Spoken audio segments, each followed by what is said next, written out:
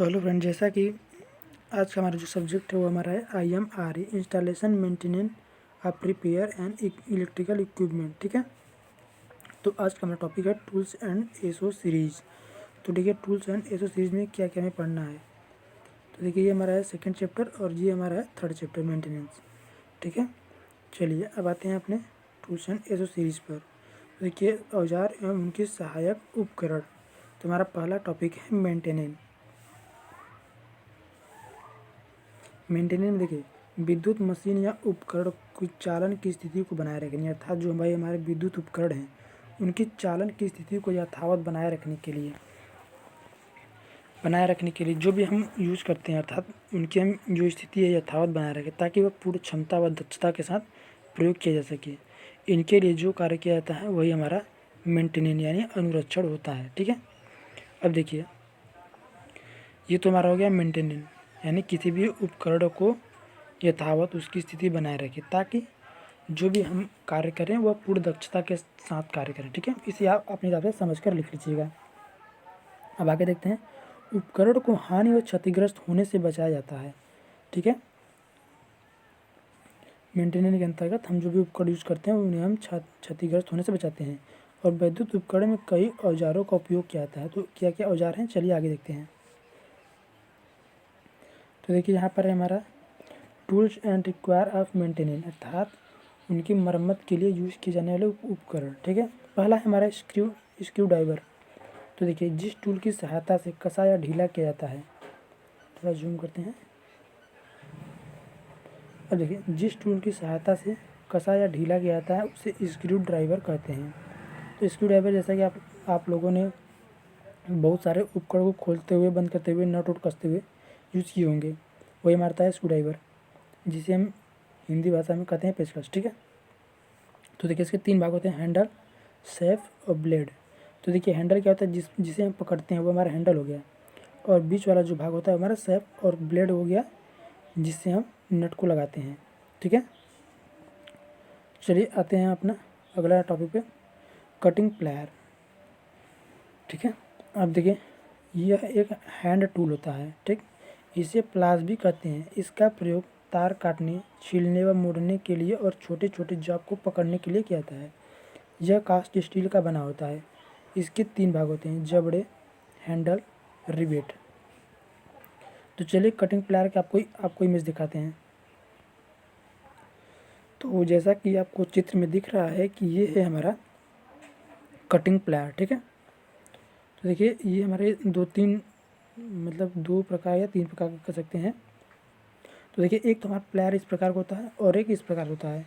तो जैसा कि हम इसको छोटे छोटे तारों को काटने में इसका अक्सर उपयोग किए जाते हैं, और इसका भी उपयोग किया जाता है हमारे जैसे तार को पकड़ना हुआ, कसना हुआ, इन सब में भी इसका उपयोग करते हैं। तो ये हमारे देखिए प्लायर का चित्र है, इसे आप देख लीजिए। ठीक है, कटिंग प्लायर। चलिए चलते हैं अपने अगले टॉपिक पर। तो चलिए आ गए हैं अपने टॉपिक पर। अगला टॉपिक है हमारा नोज प्लायर।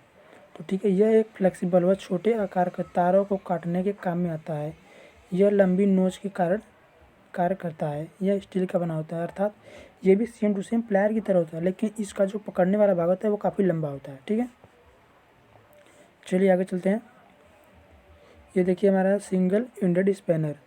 तो देखिए, स्पैनर जो होता है हम नट बोल्ट कसने के लिए उपयोग करते हैं। जैसा कि अगर आप लोग साइकिल की दुकान पर गए होंगे तो छोटे छोटे नटों को कसने के लिए जो हम स्पैनर का यूज़ करते हैं वही हमारा होता है। ठीक है, क्या होता है हमें भी दिखाते हैं इमेज में। तो देखिए, नट बोल्ट को कसने के लिए जिस टूल का उपयोग किया जाता है उसे हम स्पैनर कहते हैं। इसमें एक ही सिरे पर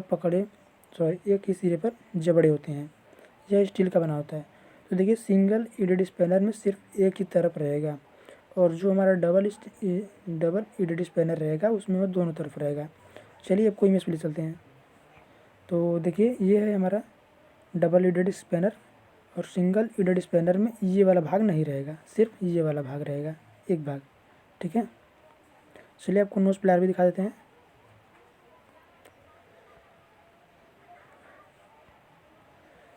आ गया नोज प्लायर। तो देखिए, ये है हमारा नोज प्लायर। ठीक है, जैसा कि आपको इमेज में दिख रहा है कि इसकी जो है ये पकड़ने वाला भाग ये लंबा होता है काफ़ी। ठीक है, सेम टू सेम प्लायर की ये कार्य होगा, बस इसके ये जो है ये लंबा होता है। चलिए चलते हैं अपने टॉपिक पर। अब चलिए हो गया हमारा सिंगल लीडर स्पैनर। अब देखते हैं फीटर वायर्स। देखिए जाप को पकड़ने के लिए जो साधन का प्रयोग किया जाता है उसे हम वायर्स कहते हैं। ये कई प्रकार के होते हैं। इसका मुख्य भाग इसका जबड़ा होता है। तो फीटर वायर्स में आप लोगों ने फर्स्ट ईयर में प्रैक्टिकल किया होगा, जिस पे हम लकड़ी उकड़ी को फंसाकर काम करते थे, वही हमारा होता है फीटर वायर्स। ठीक है, चलिए आप अगला देखते हैं अपना इलेक्ट्रिक टेस्टर। तो विद्युत टेस्टर एक ऐसा टूल्स होता है जो किसी भी सर्किट में विद्युत धारा की उपस्थिति का पता लगाता है, और यह एक तरह से फेज बार से जुड़ा होता है और न्यूट्रल बार हमारी बॉडी से लेता है। ठीक है, और हमारा अगला टॉपिक है पोकर। तो देखिए पोकर जो है वो एक नोकदार औजार होता है जो लकड़ी पर पेंचों के लिए छेद करने का कार्य कहलाता है। यानी ये हमारी कोई लकड़ी है और इस तरह से हमारा पोकर कोई नुकीला पदार्थ का बना रहेगा और इस पर हैंडल लगे रहेंगे जिसे हम घुमाकर इस पर छेद कर सकते हैं लकड़ी में। ठीक है, और अगला टॉपिक है हमारा हैमर, हथौड़ा। तो बड़ी बड़ी कील को ठोकने के लिए, धातु को पीटने के लिए, मोड़ने के लिए हैमर का यूज़ किया जाता है। हैमर तो आप सभी लोगों ने देखा हुआ। चलिए अब आगे देखते हैं हेक्सा। हेक्सा यानी जो हमारा लोहे काटने की आरी होती है एक प्रकार से। ठीक है, अगला है हमारा ड्रिल मशीन। इसका प्रयोग कठोर से कठोर धातुओं के अंदर छेद करने के लिए किया जाता है, ड्रिल मशीन का यूज़। और अगला टॉपिक है हमारा वायर गेज। तो देखिए ये जो हमारा है एक वायर की मोटाई उटाई को मापते हैं कि कितनी मोटी हमारी वायर है। तो देखिए यह स्टील की बनी एक डिस्क होती है। इसके परिधि पर कई आकार के खांचे कटे होते हैं, अर्थात 0 से लेकर 36 तक के अंक उस पर अंकित होते हैं। इसका उपयोग अक्सर हम मोटर बाइंडिंग में प्रयोग की जाने वाली तारों को मापने के लिए करते हैं। ठीक है, चलिए आपको इन सब की इमेज पे चलते हैं। तो देखिए ये है हमारा वायर गेज। ठीक है, देख लीजिए ये हमारा वायर गेज। चलिए आगे देखते हैं।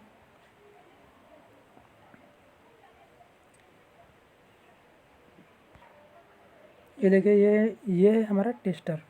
ठीक है, जैसा कि आप सब देख रहे हैं ये वाला भाग हम लाइन में टच कराते हैं और देखिए इसकी आंतरिक संरचना इस प्रकार से होती है। चलिए आगे चलते हैं। ये है हमारा हेक्सा, लोहे काटने की आरी होती है। तो देखिए ये हमारा हैंडल होता है पकड़ने वाला, और ये जो है हमारा ब्लेड होता है, और ये इसके सपोर्ट प्रदान करता है ब्लेड को। ठीक है, चलिए आगे है हमारा इंस्ट्रूमेंट रिक्वायर ऑफ IMR। ठीक है, तो देखिए इसमें हमारा है मल्टीमीटर, अर्थात जो भी हम उपकरण यूज करेंगे वोल्टेज को मापने के लिए, धारा को मापने के लिए। ठीक है, इन सब का यूज हो गया है। अब देखिए मल्टीमीटर एक ऐसा उपकरण होता है जो भौतिक राशियों के द्वारा वोल्टेज, धारा एवं रजिस्टेंस वोल्टेज, करंट और रजिस्टेंस इन सबको मापने के लिए उपयोग किया जाता है। देखिए जो हमारा मल्टीमीटर होता है ये दो प्रकार होता है, एक तो डिजिटल हो गया और एक तो एनालॉग हो गया। और चलिए हमारा है सेकंड टॉपिक मेगर। तो देखिए आपने थर्ड सेमेस्टर में पढ़ा होगा मेगर, जो हमारा होता है एक प्रकार का हाई रजिस्टेंस मापने वाला उपकरण होता है। तो देखिए यह लगभग 1 मेगा ओम से अधिक के प्रतिरोध को ज्ञात करने के लिए किया जाता है। और तीसरा पॉइंट है हमारा LCR मीटर, यानी प्रेरकत्व, कैपेसिटर एंड रजिस्टेंस। मतलब LCR मीटर में हम ये तीनों माप सकते हैं। ठीक है, और अगला पॉइंट है हमारा चौथा ओम मीटर। ओम मीटर देखिए यह प्रतिरोध मापने का उपकरण होता है। और हमारा अगला पॉइंट है वोल्ट मीटर। तो देखिए वोल्ट मीटर से हम वोल्टेज मापते हैं, जैसा कि आप सभी ने अपने घरों में तो वोल्ट मीटर रखा ही होगा। चलिए अगला टॉपिक है हमारा वाट मीटर। तो देखिए जैसा कि वाट मीटर हमें पावर को मापता है, यानी किसी सर्किट के पावर को मापने के लिए इसका यूज़ किया जाता है। और आवृत्ति मीटर जो होता है हमारी फ्रीक्वेंसी को मापता है, यानी हमारे कोई भी उपकरण कितनी आवृत्ति ले रहा है उसको मापता है। ठीक है, चलिए आपको मल्टीमीटर और मेगर के चित्र दिखाते हैं। तो देखिए ये है हमारा मेगर, काफ़ी हाई रजिस्टेंस मापने के लिए यूज़ किया जाता है। ठीक है, देखिए ये है हमारा मेगर। और ये है हमारा LCR मीटर, यानी हमारा वोल्टेज, करंट और रजिस्टेंस इन तीनों को मापने के लिए इसका यूज़ किया जाता है।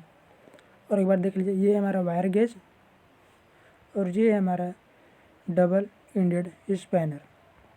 सिंगल में बस ये जो खोलने पकड़ने वाला है ये बस एक तरफ रहेगा। और ये हमारा प्लायर हो गया, कटिंग प्लायर हो गया, और ये हमारा नोज प्लायर। और ये देख लीजिए हमारा एक्सा है, और ये हमारा टेस्टर। तो फ्रेंड आज के लिए इतना ही, मिलते हैं नेक्स्ट वीडियो में। तो फ्रेंड प्लीज़ कमेंट करके बताइएगा कि आपको वीडियो कैसा लगा।